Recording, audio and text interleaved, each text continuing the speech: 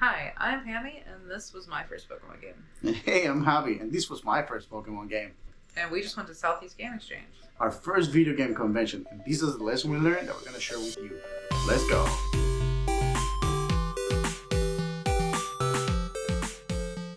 So the first thing that we learned, and keep in mind, like we said, this is our first video game convention, is that video game conventions are getting bigger. The line was crazy. They were actually having a little bit of trouble trying to get people in. And at some point, the guy comes out, right? And he mentions how they had just sold 1,000 tickets that night. 1,000 tickets the night before, right? So they weren't even expecting this much of a influx. They were having Wi-Fi issues. It was nuts. Yeah. I believe Southeast Gaming Exchange is actually now going into 3 days. So I'll put the dates in the banner over here for next dates. They're also not doing it on the 4th of July, which I think is going to help a little bit, because holiday weekends travel. It's actually more manageable. Yeah, it was actually the reason why we didn't go that second day, because we just wanted to, be with our family and avoid the traffic. Yeah. Fashion is very niche and it's very vendor heavy. Obviously, you're there, or the intention is there that you are going to be exchanging video games, buying video games, into retro content. I would definitely say come with a different mindset that you would if you're someone who's like me that's used to something like a Dragon Con. The panels were super fun, but they're definitely not as expansive as something as like a Dragon Con. There was places where you could like sit and play video games, which are super fun. There were some like even like some arcade games. So it was like really fun and kitsch. Yeah, and keep in mind there are other things to do. Guest actors, voice actors that you can like get their autograph from. There are other like guest people in the community, like for instance some of the YouTubers that are walking around. There was some cosplayers. Some of them are vending. You're gonna see cosplayers. And most of these cons, they do try to have all the things to do with. But when you walk in that exhibitor hall, the main thing, the biggest part is gonna be the vendors. Which in and of its own, it's gonna be a little bit of an exhibit, because you can just walk around and look at things, and that's pretty cool, the things you can find. The next lesson we learn is that even though these conventions may not be as big as other cons, and the fact that they are getting bigger, one of the things that is still true to these conventions is that they can be overwhelming from different aspects. One of them just being the amount of product that you're gonna see available. There's a lot of it. There's a lot of games, so do not worry about that. There's a lot of games that can make it a little bit hard to get through them. So some of the lessons that we're going to be talking about here have to do in terms of that. Like for instance, bring cash. Cash is going to get you better deals when it comes to doing the vendors. You get better deals on the last days usually. It's a little bit harder. With that being said, you want to keep in mind, like, if there's something that you really want, you might not want to hesitate, because it might not be their day too. Yeah. So are you willing to risk losing what you might really, really want, that you've come out of your way to go to this convention for? Or do you want to risk, losing it, or you just want to buy it? So because of the fact that there's so much product, definitely make a list of what you want, what you're looking for, do what works for you. But yeah, either digitally or handwritten. Have it tiered in things that you really want to get and things that you may not want to get, because that might make it easier also, as well as to like why you cannot go for it. When you're at a convention that is really, really heavily focused on making a purchase, definitely have some of the list involved so you don't get overwhelmed. And you can stay focused and not spend too much money. So the list is also going to help you keep track of what you bought, but in terms of that, but also if you're not using cash, keep track of those receipts. What I would say is keep track of what you bought, but more so keep track of the vendors' names, because a lot of them don't have their names posted. Get their business card. Yeah. Keep in mind that those services have very different options to get a receipt. Do not click no receipt. Click one of the other options: text, email, print it, whichever one is. Definitely get a receipt for that, so that you can have it for posterity. And then in that list that you're gonna be having, definitely mark average prices and mark an average of the last 3 solds, so that it can help you get an idea of what the vendors are using for pricing. Keep in mind that pricing, it's not that straightforward. It's not a matter of you just go to eBay or you just go to price charting, you see the average, and that's the price that it goes. Some items are a little bit more complex than that. Condition matters a lot. I've talked about this in the channel before. It's not just a matter of looking at the average, so you want to have a little bit more in-depth pricing so that you can make a better informed decision. Usually the prices should be good for most of the vendors in there anyway, but you want to have an idea of what they're basing it off of.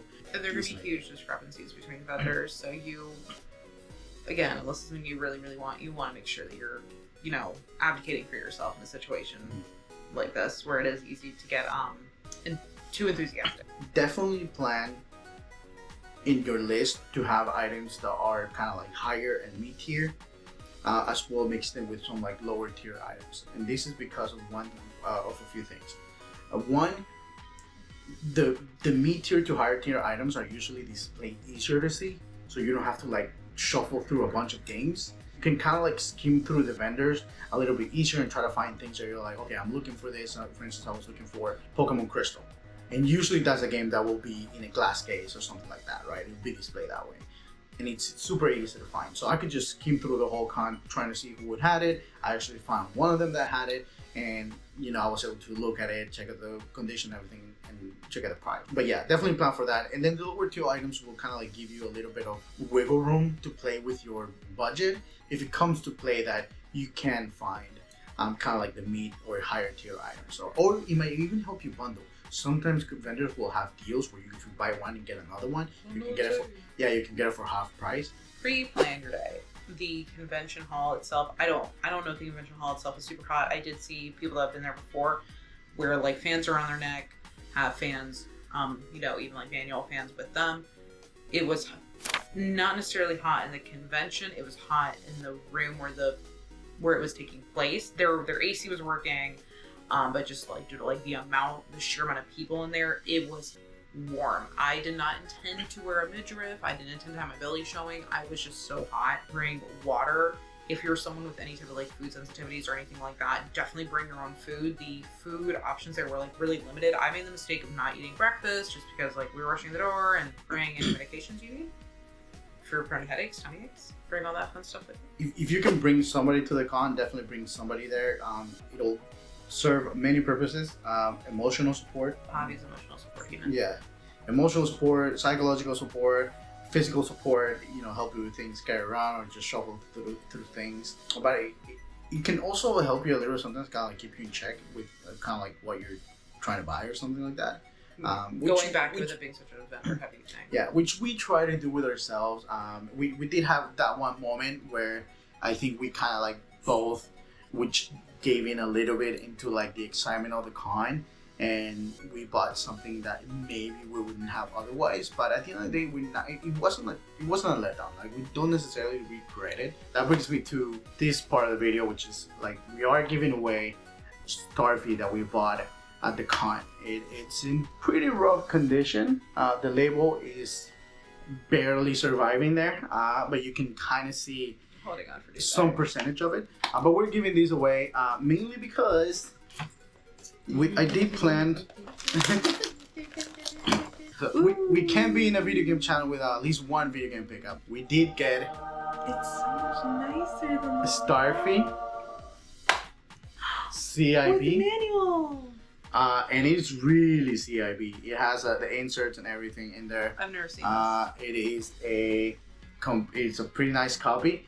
Pammy, like if you saw the video before, Pammy really loves the games and she swears by this game. So I wanted to get her a pretty nice copy. And like I said, it has inserts and everything. So this is gonna be now r/Pammy's copy, and we're gonna be giving away the one that we got at the con. All you have to do to enter is comment, like, and subscribe on any of the videos coming out until the end of the month, and then we'll be giving this away. And just as an added bonus giveaway, I will be giving this away at the end of August, right? So this one has a little bit more time, and the only requirement for us to give this one away is that we reach at least 250 subscribers on the channel. Lovely goal. It is still in card. To be fair, it does have a rip on the bubble here, but it is an early 90s, should be a 1994 Senyaka X-Men X-Force. Definitely check the description for all the giveaway rules and everything like that. So one of the things that you can also do at this type of convention is go to panels. You can attend the panels. And those are actually a really good thing to do for many reasons. One of them being, it's a good time to decompress, right? You can separate yourself from the crowd and from all the craziness of the con, and then just sit around, learn something, have fun. A lot of the times they're very informative, or they're very, funny, entertaining. You can maybe get something for free. A lot of the times they're giving away things. That's actually how we got one of our games that we got in Pammy wanted in a giveaway from Mort's Garage. Again, if you're in this channel, you haven't checked out Mort's Garage, check out Mort's Garage. Definitely super fun channel, super great panel. The main attraction is obviously the vendors. But what are vendors? They're people. So what's really fun about this is the chance to network if you're someone like, Javi and myself, but also just the chance to have a human connection in a very digital world. It was really fun getting to know and talk to people. I met someone there. We had similar tattoos. She was by herself and we started talking. She was super sweet. We started talking to a lot of vendors. I ended up talking to someone by the bathroom, and her and I just looked at each other. I'm like, yeah, I'm overstimulated. She's like, I'm so overstimulated. I'm the more extroverted one of the two of us. But it's nice to meet people that you know that you're all gonna have a commonality with and common ground with. It's in that way, it's a safe space. You're kind of like a bunch of retro gaming little, dare I say, nerds that are just there to have a good time, there to enjoy the experience, and you know that you're gonna find something to talk to with everyone. Yeah, this is definitely your chance to, if you're an extrovert, if you're an introvert like me, to maybe be a little bit more extroverted, feel in your element with very like-minded people. And the reason why to talk to just people in general, for instance, talk to the vendors, past the fact that you're just buying something from them. A lot of times they'll even do something nice for you.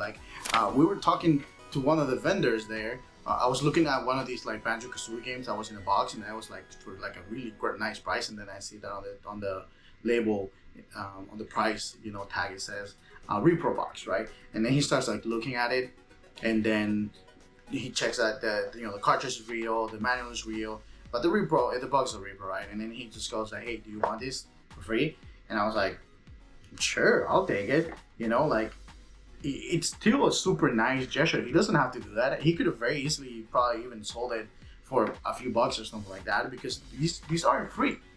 Usually you buy from people and they'll charge you a decent penny. Even the protector box that it came with isn't necessarily free, and he just gave it to me right now. It is very nicely displaying my Banjo-Kazooie game, and I'll definitely get a manual now and then put it in there, so it'll be it won't be completely boxed, but it will be game and manual. So yeah, we definitely would say take your time to get to know the vendors. Don't just take it as a business transaction. Take it as these are people too that are happy to be with other people that enjoy what they enjoy. A lot of them, if not all of them, are collectors themselves. Yes. Some of them may even be content creators themselves. So this is a super great opportunity to connect and be part of a community. And I think that's honestly one of the hidden gold factor of going to one of these, and the reason why I actually loved it the most. I love the pickups that we did. I love the deals that we got, but just getting to talk to some of them, that's the part that I almost want more of. Yeah. I almost want to go to the cons just that I want to plan it in a way where maybe I spend the first day just hanging around, talking to people, and then maybe the second day, that's when I do most of the deals. I'll probably still get some things on the first day, but probably save most of my money for the second day. So definitely keep that in mind. These cons are super fun to go with. We're already kind of trying to see if we can fit another one in maybe this year, if not next year. We're thinking we're definitely gonna go. Well, we're going to Dragon Con for sure. Yeah, we're definitely going to Dragon Con this year. But I think for next year we're definitely gonna hit Siege again. It's the closest one that we have. Siege is our closest one. And it's so big. Yeah, and it's so big. So we're definitely gonna hit Siege next year again. And the fact that it's not on a holiday weekend, we'll probably make it a family affair. Yeah, we could probably make it into a family trip. That's it, guys. Thanks so much for watching. Those are the lessons that we learned. Hopefully those are helpful for you, and they help you go to your first video game convention or plan your next one a little bit better. Don't forget to like and subscribe. And we'll see you guys on the next one. Bye.